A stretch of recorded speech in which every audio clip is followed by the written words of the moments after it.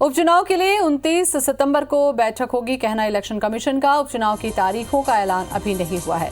मध्य प्रदेश की 28 सीटों पर उपचुनाव होना है। 29 सितंबर को उपचुनाव की तारीखों का ऐलान होगा। तो बड़ी खबर, इलेक्शन कमीशन ने कहा है कि उपचुनाव के लिए 29 सितंबर को बैठक होगी और उपचुनाव की तारीखों का ऐलान अभी नहीं हुआ है। मध्य प्रदेश की 28 सीटों पर उपचुनाव होने हैं। 29 सितंबर को उपचुनाव की तारीखों का ऐलान किया जाएगा।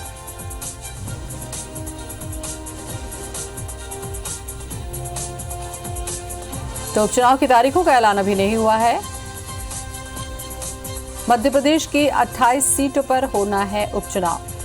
साथ ही साथ छत्तीसगढ़ की भी एक मरवाही सीट के लिए उपचुनाव होना है। 29 सितंबर को उपचुनाव की तारीखों का ऐलान किया जाएगा, कहना है इलेक्शन कमीशन की प्रेस कॉन्फ्रेंस में।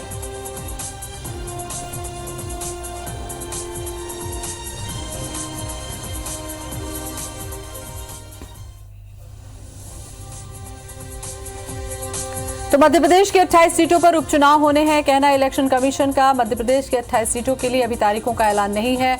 29 सितंबर को उपचुनाव की तारीखों का ऐलान किया जाएगा।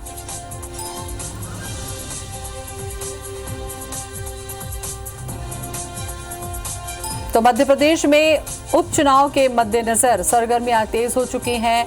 सभी पार्टियां अपने अपने तरीके से पुरजोर कोशिशें कर रही हैं। सभाएं की बात करें, सौगातों की बात करें, तमाम वो रणनीति साधने की कोशिश की जा रही है ताकि उपचुनाव की 28 सीटें उनके पाले में जा सके। फिलहाल आज तारीखों का ऐलान नहीं हुआ। 29 सितंबर को बैठक होगी और तब तारीखों का ऐलान किया जाएगा।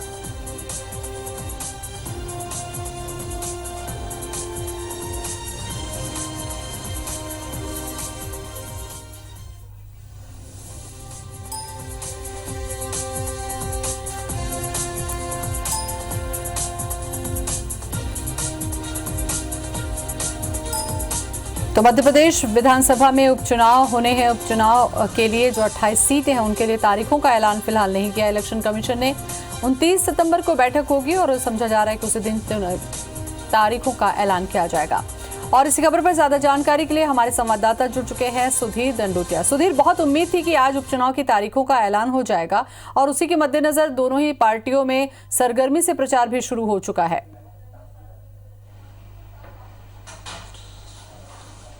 देखिए, निश्चित तौर पर ज्योति, और पिछले चुनाव आयोग की जब बैठक हुई थी तो उस समय खुद चुनाव आयोग की ओर से संकेत दिए गए थे कि मध्य प्रदेश के अंदर जब भी चुनाव होंगे तो बिहार की तारीखों के चुनाव के ऐलान के साथ मध्य प्रदेश में होने वाले 28 सीटों के लिए उपचुनाव की तारीखों का ऐलान कर दिया जाएगा। इसके अलावा छत्तीसगढ़ की एक सीट है मरवाही, वहाँ पर भी उपचुनाव होना है और ये माना जा रहा था कि शायद एक साथ इन चुनाव की तारीखों का ऐलान किया जाएगा। पर लेकिन आज जब बिहार की तारीखों का ऐलान चुनाव आयोग के द्वारा किया गया है तो उपचुनाव की तारीखों के लिए अलग से एक और दिन मुकर्रर किया गया है। अब 29 सितंबर को जो है चुनाव आयोग की एक और बैठक होगी और ये माना जा रहा है, जिस तरीके से मुख्य चुनाव आयुक्त सुनील अरोड़ा ने कहा कि उसी दिन शाम तक संभावना है कि उपचुनाव को लेकर जो जहां उपचुनाव होने हैं वहां पर तारीखों का ऐलान कर दिया जाए। तो कहना होगा कि 4 दिन का और इंतजार करना पड़ेगा मध्य प्रदेश के अंदर उपचुनाव के लिए। खासकर अगर बात करें तो पहली बार देश के अंदर इतनी बड़ी संख्या में 28 सीटों पर उपचुनाव हो रहे हैं। पूरे देश की अगर बात करें तो लगभग 57 सीटें हैं, जिनमें से एक लोकसभा की सीट है जहां पर उपचुनाव की तारीखों का इंतजार किया जा रहा था।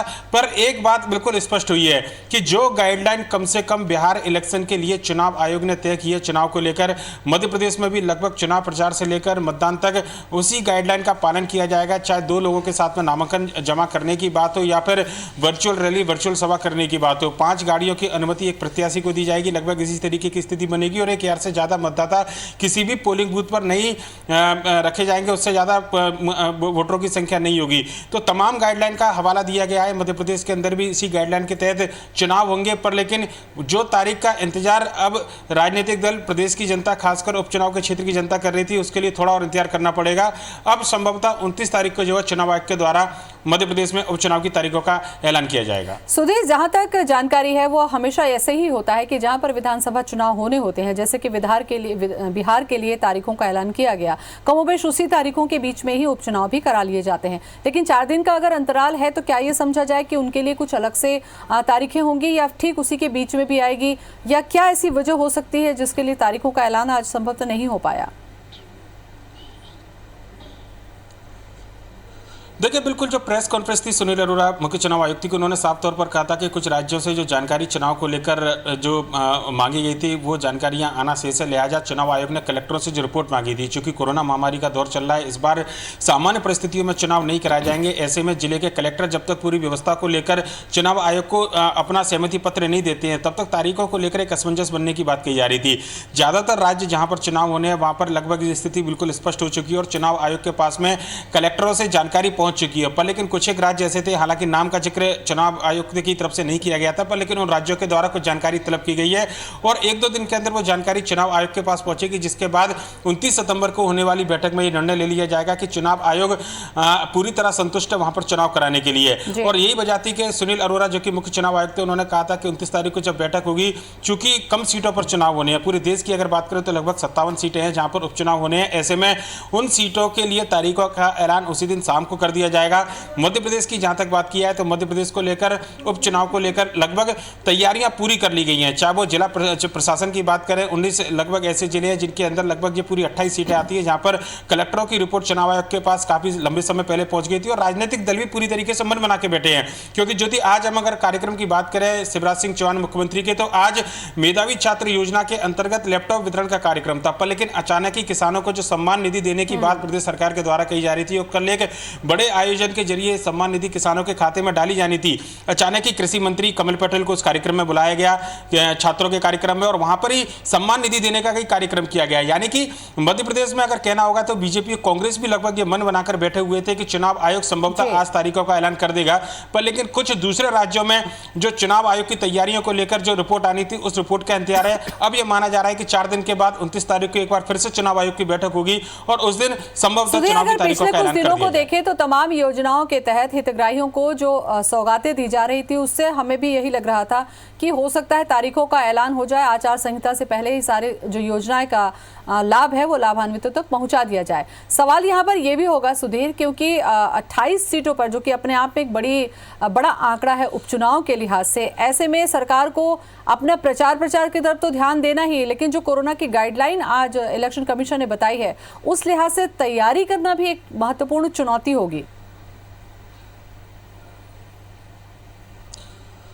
देखिए, इस बात के संकेत काफी लंबे समय पहले से मिलने लगे थे। लिहाजा वर्चुअल रैली, वर्चुअल सभा की बात हो तो कांग्रेस बीजेपी ने इस स्तर पर अपनी तैयारियां काफी पहले कर दी थी और जो पार्टियों के जो रेगुलर कार्यक्रम थे उसमें भी केवल 5 कार्यकर्ताओं को जाने की अनुमति पार्टी की तरफ से गाइडलाइन जारी की जा रही थी।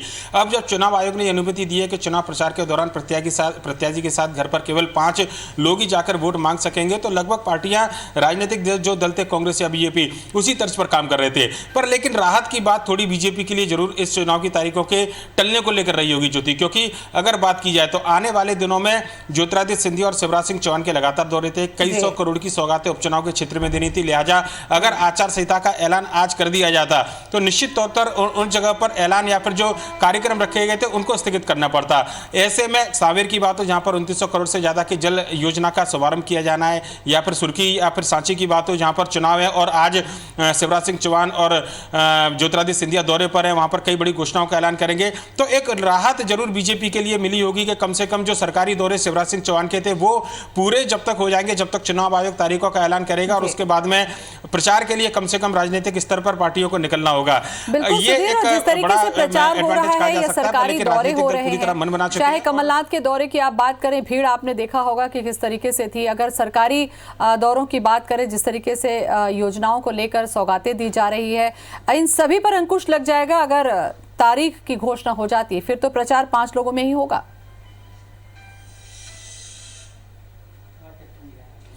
निश्चित तौर पर देखिए, तारीखों के ऐलान के साथ आचार संहिता लगती है और चुनाव आयोग का जो निर्देश है उसका सख्ती से पालन करना राजनीतिक दलों की मजबूरी होती है। लिहाजा कम से कम जो गाइडलाइन चुनाव आयोग ने चुनाव के लिए तय की है उस गाइडलाइन का पालन करना ये राजनीतिक दलों की एक मजबूरी होती।